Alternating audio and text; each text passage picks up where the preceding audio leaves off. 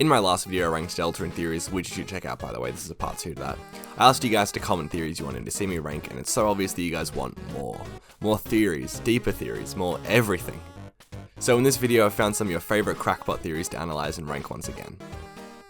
Wait, there's less theories than last time? Shit!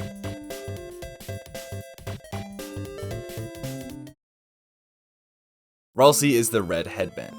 This theory suggests that Ralsei is the embodiment of Chris's Red Devil Horns headband. Toriel says at the end of chapter 1 that when Chris was being raised by the Dreamer family, they asked when their horns would grow in, and to make Chris happy they got them a red headband with horns on it to look more like a goat, and they would wear it a lot. This headband disappeared however, and since they disappeared we have now gotten Ralsei, who is notable for having what colour horns? Red.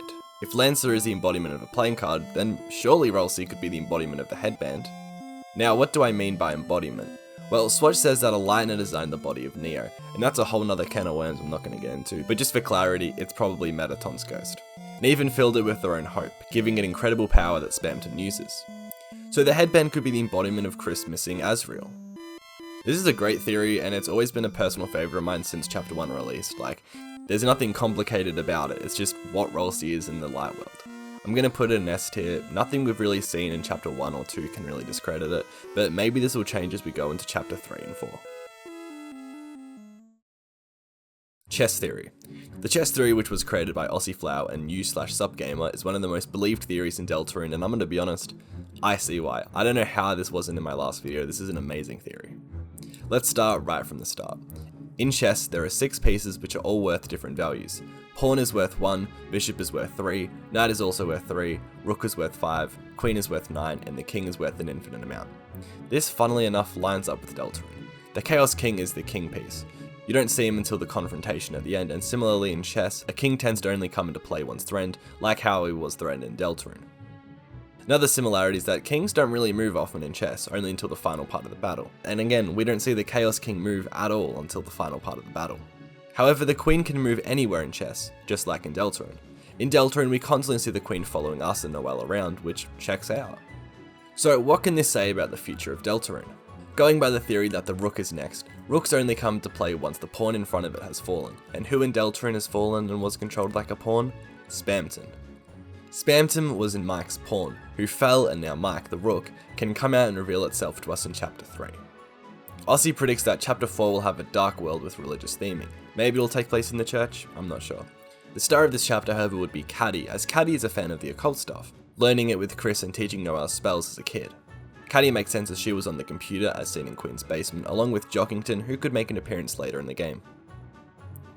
Chapter 5 would then have to be the Knight's chapter, but we really don't know much about the Knight. Like, I've tried explaining this in so many other videos, but the Knight is just this mysterious figure that we have to learn more about until we finally know who it is. This would also make sense why chapters 3, 4, and 5 are releasing together, because of the chess theory. The chess theory shows the Knight's arc. Chapters 1, 2, 3, 4, 5 are the Knight's arc, because once we discover who the Knight is in chapter 5, that storyline's over and we're moving on to what happens in chapter 6 and 7. Chapter 6 and 7 will take place in Asgore's flower shop, evident by the dark world door that you can see in it. But linking this back to the chess theory, this would be the chapter for the pawn. Looking in the flower shop, there are 7 coloured flowers which are based off the human souls in Undertale. One colour is missing though, the red soul. But that's because Chris's soul is the red soul. That's the final soul that we need. What do we need the souls for? Well, in chess there are usually 8 pawns, but there's only 7 flowers here, because Chris is the 8th pawn. Think about it. We're controlling Chris. Chris isn't a knight, but a pawn of ours. Ossie then predicts that Chris will undergo pawn promotion, which is a thing in chess where a pawn gets turned into the piece above them. Chris will be promoted to a knight in chapter 6 and we will lose control of them, be placed back within our vessel, and either fight or friend Chris depending on the route that we chose. I know I just gave the last theory an S, but this is another S tier. This theory is amazing. I can't believe I had not heard of this theory before I went to research this video, and it's pretty amazing. Well done to Ossie and Gamer. This is a great theory, it has a lot of credibility, and I can genuinely see this being the future of Deltarune. Woody theory. The Woody theory is unironically one of the most insane theories I've ever heard in Deltarune, or gaming history. It's spooky, dude. You are insane. In the Undertale Deltarune newsletter for spring, Toby Fox announced that the cowboy segment might be cancelled, and many were disappointed. But was it really cancelled? Let's not take this cancellation at face value like I did in my video. Let's think deeper, which many comments actually suggested. People think that this segment is not really cancelled because of the wording. Toby Fox doesn't specifically say that it's gone from the game or has been cut, but it's in danger of being cancelled. Which is odd, because if Chapter 3 was so close to being finished, as evident by the translation starting, why would he have to wonder if it's going to be cancelled, or even think about it being cancelled? Spooky Dude suggests this was all a mega plot twist to tease the Chapter 3 secret boss. One of the main arguments is that Toby Fox knows his words will be played with, investigated, or whatever because of his reputation. He said that Cyber City in Chapter 2 was extremely small, but was it? Not at all, it's massive. He knows the power of the Undertale Deltarune fanbase. If a file is created, if whatever is spoken about, we will investigate it. Anyway, moving on. This is where the theory goes off the rails. The Cowboy Show being cancelled is a reference to the movie Toy Story 2. I'm not joking. Toby says, well, that's just how cowboy shows go, I guess, which references Woody's Roundup, the fictional show from Toy Story 2, which was cancelled in the movie. Now, I know you're wondering, what the hell does Woody's Roundup and Toy Story have to do with Deltarune? It's maybe a stretch, but on Toby Fox's Tumblr, he's been constantly making jokes about Woody, Toy Story, and a bunch of things from the lyrics of the song, You've Got a Friend in Me. One of the main things being Friend Inside Me, where he makes this fucked up version of the song.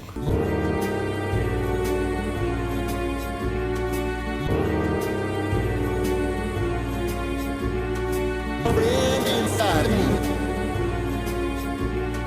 Friend inside me. Where this connects back to Deltarune is that Spooky suggests that Friend Inside Me, the remixed version, will be used as the instrumentals for the boss's theme. Why for the boss's theme? Because it makes a lot of sense if you think about it. Woody in Toy Story, and specifically in Toy Story 2, is a puppet doing Stinky Pete's bidding.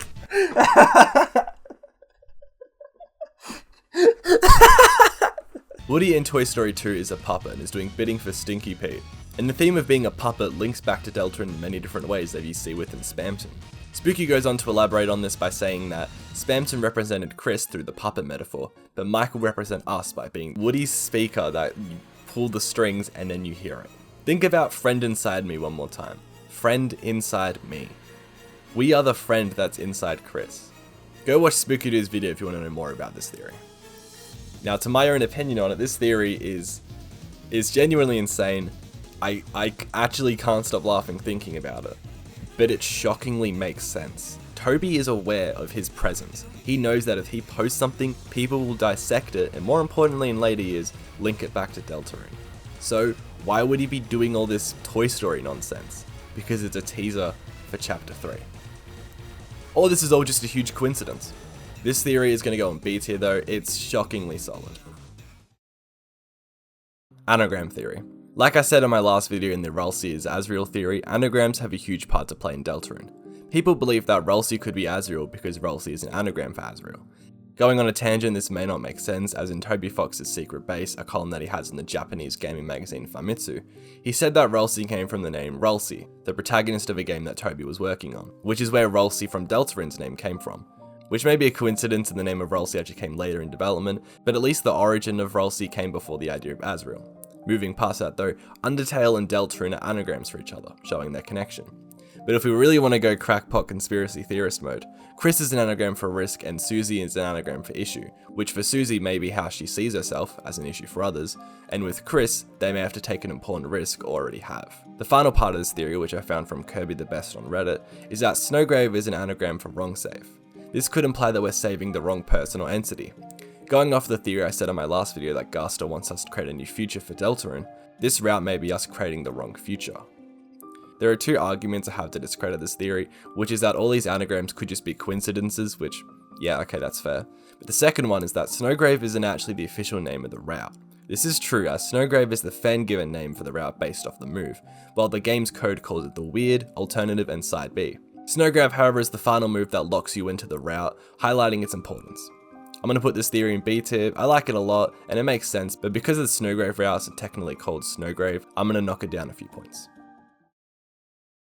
The Politics Theory. The Politics Theory is more of a meme theory, but I think it's funny so it goes in the video. It's made by FireEquivalent3928 on Reddit. Jevil represents anarchism, which is evident in his dialogue, I can do anything. Spamton represents capitalism, which can be seen in interactions with him. So what about the other chapters? Chapter 3 is communism, Chapter 4 is the republic, Chapter 5 is a military regime, Chapter 6 is democracy, and Chapter 7 is dictatorship. Now, obviously this is a joke, we don't know what's in chapters 3 to 7, only a little bit of chapter 3, though I will admit, anarchism and capitalism is pretty spot on. I'm going to put this theory in the corner of the tier list.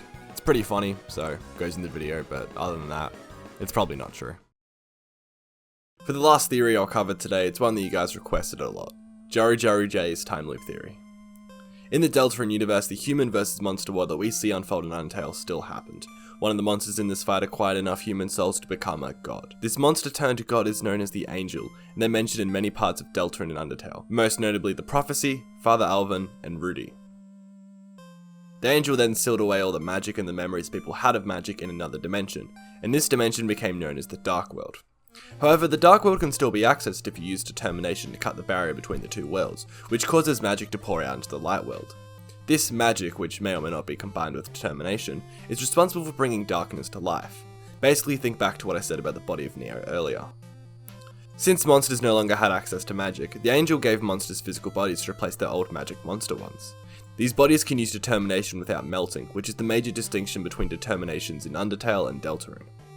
These bodies also allowed monsters to bleed, which, side note, blood was actually a major point of contention in the Deltarune community, and it's still spoken about today.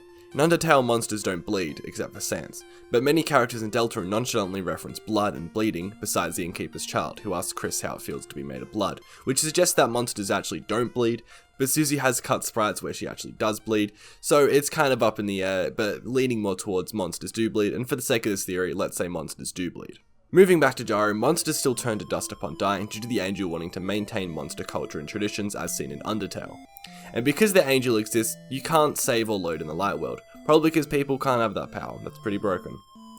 So after establishing all this, the Angel just kinda left because they wanted to see how the world would play out. The Angel will only return if mortals unleash magic back into the Light World somehow, and if this happens, the Angel will come back, reset the timeline, and hopefully prevent the human versus war monster from happening again. The magic unleashing onto the world became known as the Roaring, and the resetting of the timeline is called the Angel's Heaven.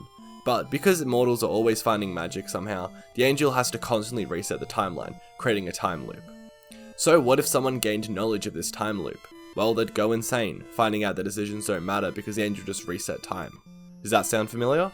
Jevil and Spamton know about the time loop, hence their insanity.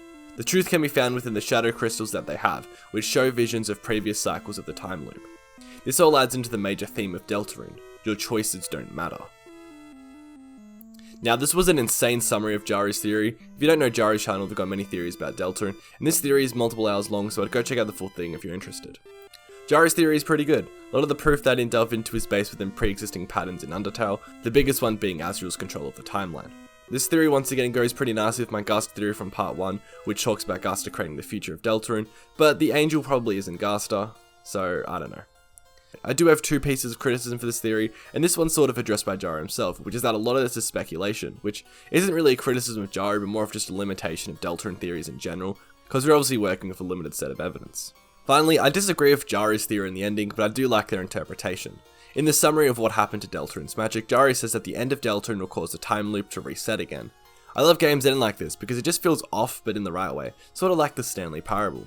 But I do not think this is the case of Deltarune at all. I believe this could be a possible ending, but I think that the more likely ending, which is going off the tone for Undertale's pacifist ending, is that we will end up breaking the time loop and resolving the monster versus human war peacefully. I don't really know how many endings there are, because obviously the Snowgrave route and the normal route have quite big differences.